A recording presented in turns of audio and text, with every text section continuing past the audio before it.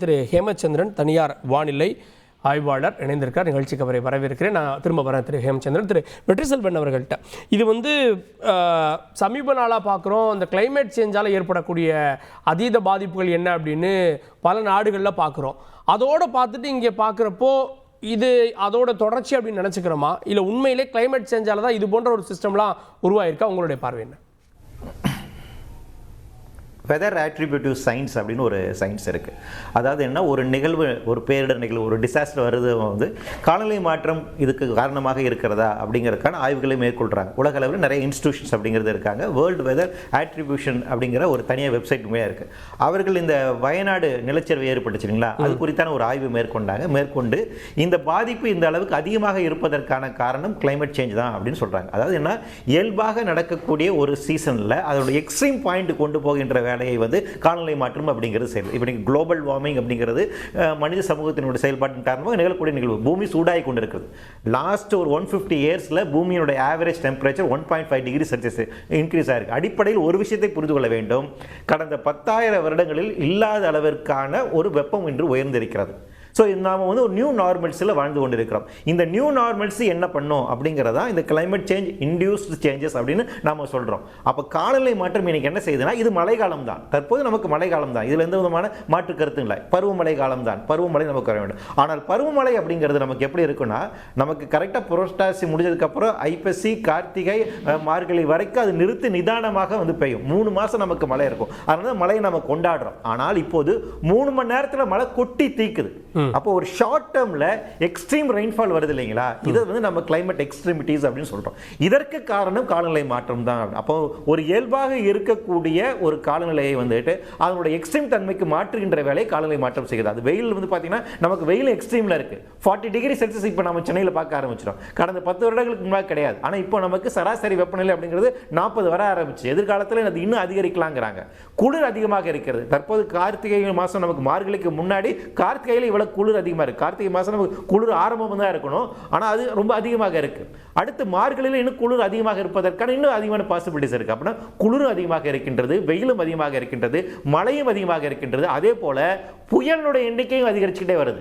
30 years one event அப்படிங்கிறது, 50 years one event, 100 years one event அப்படிங்கிறது இனிமேல் இருக்காது. இனிமேல் நமக்கு புயலுடைய வர்றது அதிகமாக, ஒரு டிசாஸ்டருக்கும் இன்னொரு டிசாஸ்டருக்குமான இடைவெளி, அந்த ஃப்ரீக்வன்சி, அதே நேரத்தில் அதோட இன்டென்சிட்டி இது அதிகமாக இருக்கு. அப்போ காலநிலை மாற்றத்தின் காரணமாக இந்த மாறுதல் நிகழ்ந்து கொண்டிருக்கிறது. இந்த ஆய்வுகள் எல்லாமே ministry of earth and science அவர்கள் தெரிவிக்கிறார்கள். Climate change impacts on Indian region அப்படின்னு ஒரு அசஸ்மெண்ட் ரிப்போர்ட் 2020 வெளியிட்டிருக்காங்க. கூடுதலாக சமீபத்தில் இன்னொரு ஆய்வறிக்கையும் வெளியிட்டிருக்காங்க. இந்த 2 ஆய்வறிக்கைகளை அவங்க என்ன சொல்றாங்கன்னா, நம்மளுடைய மான்சூன் நிறைய மாறி இருக்கு. அதில் முக்கியமான காலநிலை மாற்றத்தின் காரணமாக மான்சூனுடைய தன்மை அதிகமாக மாறி இருக்கு, மழை வரத்தினுடைய தன்மை மாறி இருக்கு, மழை பொழிவினுடைய தன்மை மாறி இருக்கு. இன்னும் சொல்லப்போனால் அந்த டிராப்லெட்ஸ் சொல்றாங்களா, ரெயின்ஃபாலுடைய டிராப்லெட்ஸ், அதில் மாற்றம் நிகழ்ந்து இருக்கு அப்படிங்கிறாங்க. அப்ப இன்னைக்கு காலநிலை மாற்றம் அப்படிங்கிறது புதிய யதார்த்தமாக உருவாகி கொண்டிருக்கிறது. அப்ப காலநிலை மாற்றம் இப்படியான தொடர் நிகழ்வுகளை நிகழ்த்தி வருகிறது. பட் அந்த காலநிலை மாற்றம் பத்தி பேசுறப்போ ஒரு பெரிய அச்சம் ஏற்படுறதை தவிர்க்க முடியல இல்லையா? சென்னை மூழ்கும், அதை தாண்டி செங்கல்பட்டு வரைக்கும் மூழ்கும் அப்படின்றாங்க. 1 மணி நேரத்தில் மூழ்கடிக்கக்கூடிய மழை அப்படின்றது அது அப்படி பார்த்தோம்னா இந்த உலகமே நாளைக்கு இருக்குமான்னு தெரியாது. அச்சத்தோட வாழ முடியுமா? நம்ம ரொம்ப லாங் டைம்ல யோசிக்கிறோமோ காலநிலை மாற்றத்தை பத்தி? இல்லை, காலநிலை மாற்றம் புதிய யதார்த்தமாக ஆகிட்டு வந்தது. இப்போ என்னென்னா, நம்ம ஒரு ஸ்டேபிள் கண்டிஷன், பாடியினுடைய ஸ்டேபிள் கண்டிஷன் ஹோமியோஸ்டாட்டிசிஸ் அப்படின்னு சொல்லுவாங்க. அது ஒரு இயல்பு நிலையில் உங்கள் உடல் இயங்குகின்ற வேண்டும்னா தெர்மோ ரெகுலேஷன் அப்படிங்கிறது ரொம்ப முக்கியமான விஷயம். ஒரு ஆரோக்கியமான உடல் இயங்க வேண்டும் என்றால் அதனுடைய அமைப்புகள் ஆரோக்கியமாக இருக்கணும். அதே மாதிரி தான் இன்றைக்கி பிளானட்டரி ஹெல்த் அப்படின்னு பேசுகிறாங்க. பூமியினுடைய ஆரோக்கியம் அப்படின்னு போஸ்டடாம் இன்ஸ்டியூட் இருக்காங்க நார்வேயில். அவங்க இது குறித்தான நிறைய ஆய்வுகளை தெரிவிச்சுட்டு இருக்காங்க. இன்றைக்கி என்னென்னா, பூமியினுடைய இந்த பயோஸ்பினுடைய தன்மை வேறு நிலைக்கு மாறி வருகின்றது. அதான் காலநிலை மாற்றம் செய்து கொண்டிருக்கிறது. அப்போ இந்த மாறி வருகின்ற இந்த புதிய சூழலுக்கு ஏற்ப நாம் தகவத்துக் கொள்ள முடியுமா? டார்வின் தியரி படி the ability to adapt to new environment, அதுக்கு நமக்கு பாசிபிலிட்டிஸ் இருக்காங்கிற கேள்விதான். அதனால தான் அடுத்த எக்ஸ்டென்ஷன் நோக்கி போயிட்டு இருக்கமா அப்படின்னு சில வல்லுநர்கள் கேள்வி வைக்கிறாங்க. அப்ப இந்த மாறி வருகின்ற புதிய சூழலுக்கு எப்படி நாம தயாராக வேண்டும் அப்படிங்கிற கேள்விகளை இன்னைக்கு விஞ்ஞானிகள் வைத்துக் கொண்டிருக்கிறார்கள். போன வாரம் கூட காப் மாநாடு நடந்துச்சுங்களா, காலநிலை மாற்றம் தொடர்பான மாநாடு நடந்துச்சுங்களா, அதுல பேச வரணும். ஐக்கிய நாடுகள் சபையின் கீழாக இருக்கக்கூடிய inter government panel on climate change அப்படின்னு ஒரு அமைப்பு இருக்காங்க. உலக அளவில் இருக்கக்கூடிய விஞ்ஞானிகள் அதில் இருக்காங்க. அவங்க சொல்றாங்க 2030ஆம் ஆண்டுக்கு பின்பாக பூமி வேறு ஒரு புதிய நிலைக்கு போக போகிறது. 2050ஆம் ஆண்டுக்கு பின்பாக அது வேறொரு நிலைக்கு போக போகிறது. இதை நாம் தடுத்து நிறுத்த வேண்டும் சொல்றாங்க. அதுக்காக எமிஷன்ஸ் கண்ட்ரோல் பண்ண. அப்போ இந்த நியூ நார்மல்சி அப்படிங்கிறது உயிர் வாழும்கின்ற சூழலை கேள்விக்குள்ளாக்குறது. ஸோ அந்த நிலையிலிருந்து அவங்க வந்து பேசுறாங்க. ஸோ இதை வந்து நம்ம வந்து சயின்டிஃபிக்காக நம்ம வந்து புரிஞ்சுக்கலாம். இதை நம்ம வந்து அச்சப்படுவோம் அப்படிங்கிறதெல்லாம் தாண்டி வந்து சயின்டிஃபிக் டெம்பர்மெண்ட் அடிப்படையில் இருந்து புதிய ஒரு நிலை உருவாகி இருக்கு. அதுக்கான சயின்ஸ் அண்டர்ஸ்டாண்ட் பண்ணலாம். பயோஸ்பியர் வேறு மாதிரி மாறிட்டு இருக்கு. இன்னைக்கு கார்பன் டை ஆக்சைடோட அளவு இவ்வளவு உயர்ந்து கொண்டு இருக்குது. அட்மாஸ்பியர்ல இந்த அளவுக்கு கார்பன் டை ஆக்சைடு இருந்துச்சுன்னா கடந்த 8 லட்சம் வருடங்கள் இல்லாத அளவுக்கு மீத்தேனோட அளவு அதிகமாக இருக்கு. கார்பன் டை ஆக்சைடு அளவு இருக்கு. அப்ப பயிர்கள் வளருமா? அப்ப நமக்கு உணவு தயாரிப்பில் என்ன பிரச்சனை உண்டாகும்? 800 கோடி மக்களுக்கு நாம் எப்படி உணவு தர பெறுவோம்? ஃப்ரெஷ் வாட்டருடைய அவைலபிலிட்டி என்னவாக இருக்கின்றது? வட துருவம் தென் துருவம் உருகி வருகிறது. அப்ப அதனுடைய பாதிப்பு என்னவாக இருக்கும் அப்படிங்கிற சயின்டிபிக்கா நாம அனலைஸ் பண்ண வேண்டிய தேவை இருக்கு. ஏனென்றால் இந்த சூழல் தான் நம்ம வாழ்ந்தாலும் இந்த எக்கோசிஸ்டம் தான் வாழ்ந்தா நமக்கு இந்த பூமி ஒன்று தானே இருக்கு. இந்த பூமிக்குள்ள நம்ம வாழணும் அப்படின்னா இதனோட அமைப்பு முறை இன்று மாறி வருகிறது. அது டிப்பிங் பாயிண்ட் சொல்றாங்க, உடைந்து வருகிறது. அப்போ உடைந்து வருகின்ற இந்த நிலையில் நாம் தப்பி பிழைத்து வாழ வேண்டும் என்றால் அதற்கு எப்படியான சூழலை உருவாக்க வேண்டும், என்ன செயல்பாடுகள் செய்ய வேண்டும் என்பது நமக்கு முன்னாடி கூட மிகப்பெரிய ஒரு சவால். அப்ப அது அந்த சயின்ஸை புரிந்து கொண்டு நம்ம எப்படி செயல்படணும்னு பார்க்கணும். நீண்ட கால அடிப்படையில் நம்ம இந்த உலகம் மாற்றத்திற்கு பல வகையில் தயாராக இருக்கு. அதை நம்ம தயார்படுத்திக்கணுன்றீங்க. திரு ஹேமச்சந்திரன், இது தனியார் வானிலை ஆர்வலர்கள்லாம் சில கணிப்புகளை முன்பே இப்போ வந்து புயலாக மாறும் அப்படின்னீங்க. ஐஎம்டி வந்து புயலாக மாறாதுன்னு சொன்னதுக்கப்புறம் கூட நைட்டு கூட இப்போ நீங்கள் உட்பட புயலாக மாறுறதுக்கான பாசிபிலிட்டிஸ் இருக்குன்னீங்க. இன்றைக்கி வந்து ஐஎம்டி அதை அனௌன்ஸ் பண்ணுது. இப்போது ஐஎம்டிக்கும் தனியார் வானிலை ஆர்வலர்களுக்கு இடையில் ஒரு போட்டி இருக்கும் இதில். ஏன்னா வந்து ஐஎம்டி சொல்கிறது அஃபிஷியலாக எடுத்துக்கிறாங்க. தனியார் வானிலை ஆர்வலர்கள் சொல்றதுக்கான அக்கௌண்டபிலிட்டி குறைவு அப்படின்னு பார்க்குறதா எப்படி? இல்ல, இது எங்களுக்கும் அவர்களுக்குமான போட்டி. இதுல வந்து அப்படி எதுவுமே எடுத்துக்க முடியாது. இது தனியார் வானிலை ஆர்வலர்கள்னு பார்க்கும்போது ஒவ்வொருத்தரும் தனிப்பட்ட அவர்கள் கருத்தை தெரிவிக்கிறார்கள். அதுவே ஐஎம்டி அப்படின்னு வந்தா அவர்களுக்கான வரையறை அப்படிங்கிறது நிறைய இருக்கு. அவர்கள அதிகாரிகள் இருக்காங்க, ஒரு குழுவாக சேர்ந்துதான் ஒரு முடிவு எடுப்பாங்க. அந்த புரோட்டோகால் படி அவங்க ஃபாலோ பண்ணிட்டு இருக்காங்க.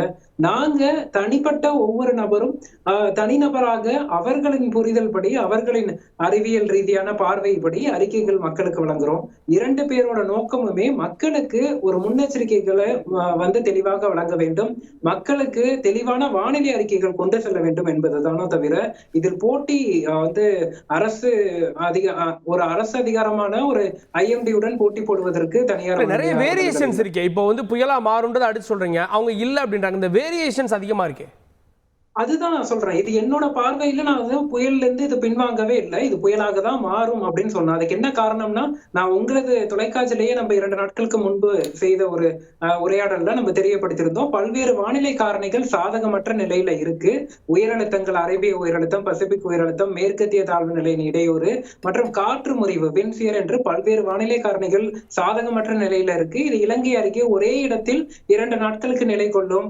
பிறகு 27ஆம் தேதி முதல் தான் நகர தொடங்கும் அப்படின்னு. 28ஆம் தேதி முதல் இது மேலும் வந்து சாதகமான நிலைக்கு மாறும்னு எதிர்பார்க்கப்பட்டது. அதே போன்ற சாதக நிலை நேற்று இரவு முதலே மாற தொடங்கிதான் பார்க்க முடிந்தது. அப்படி இருக்கும் நிலையில நான் எப்படி இது புயலாக மாறாது என்று நான் தெரிவிக்க முடியும்? அதன் காரணமாக நான் இது புயலாக மாறும் என்பதை தொடர்ந்து பதிவிட்டுக் கொண்டிருந்தேன். தற்போது புயலாக உருவாக்கி இருக்கு. இப்போ புயலாக உருமாறும் அப்படின்னு தாண்டி இப்போ மழை வரும், அடுத்து பாருங்க ஒரு மழை வரும் அப்படின்றதெல்லாம் வந்து இன்னும் ரொம்ப டீட்டெயிலாக வந்து ட்விட்டர் போடலாம் ஆரம்பிச்சிட்டாங்க. ஸோ அது வந்து சில நேரங்கள் விமர்சனத்துக்கு உள்ளாகிறாங்களோ? இல்ல, விமர்சனத்துக்கு உள்ளாவதை விட இந்த அறிவியல் பூர்வமாக பார்க்க வேண்டும் நம்ம வானிலை காரணிகளை. பல்வேறு இந்த வருடத்தை பார்த்தோம்னா பல்வேறு வானிலை காரணிகளும் வந்து இருந்திருக்கு. குறிப்பா சொல்லணும்னா கடந்த ஆண்டு ஒரு எல்லினோ ஆண்டு, இந்த ஆண்டு லானினா உருவாகும் ஆண்டு. இது போன்ற ஒரு மாற்றங்கள் கடல் மட்டத்திலும் அதே போல வளிமண்டலத்தின் மட்டத்திலும் ஏற்படுவதற்கான சாதக சூழல் அது முழுமையாக ஏற்படுவதுங்கிறதுலாம் மாறுபடக்கூடியது. குறிப்பாக இந்த ஆண்டு கணினி சார்ந்த தரவுகள்லாம் மிகவும் துல்லியத்தன்மை இல்லாமல் இருந்திருக்கு. இது போன்ற நிலையில சிறு சிறு வானிலை முன்னறிவிப்புகள் மாறுவது இயல்பு. அது இந்திய வானிலை மையமாக இருக்கட்டும் அல்லது தனியார் வானிலை ஆர்வலர்கள் இருக்கட்டும். அதற்கு தான் நிகழ்நேர அறிக்கைகள், தினசரி அறிக்கைகள் என்ற அறிக்கைகள் தொடர்ந்து வழங்கப்படுது. நம்ம எதையுமே ஸ்கிரிப்ட் படி இது இப்படிதான் அப்படிங்கிறத வந்து வரையறுத்து ஒரு 3 மாதத்துக்கோ 4 மாதத்துக்கோ தெரியப்படுத்த முடியாது. தொடர்ந்து வானிலைங்கிறத கண்காணிக்க வேண்டும். அதை கண்காணித்து அதற்குரிய மாற்றங்களை மக்களுக்கு தெரியப்படுத்த வேண்டும். இதுதான் வானிலை பொறுத்தவரை. செய்திகளை உடனுக்குடன் தெரிந்து கொள்ள உடனே சப்ஸ்கிரைப் பண்ணுங்க.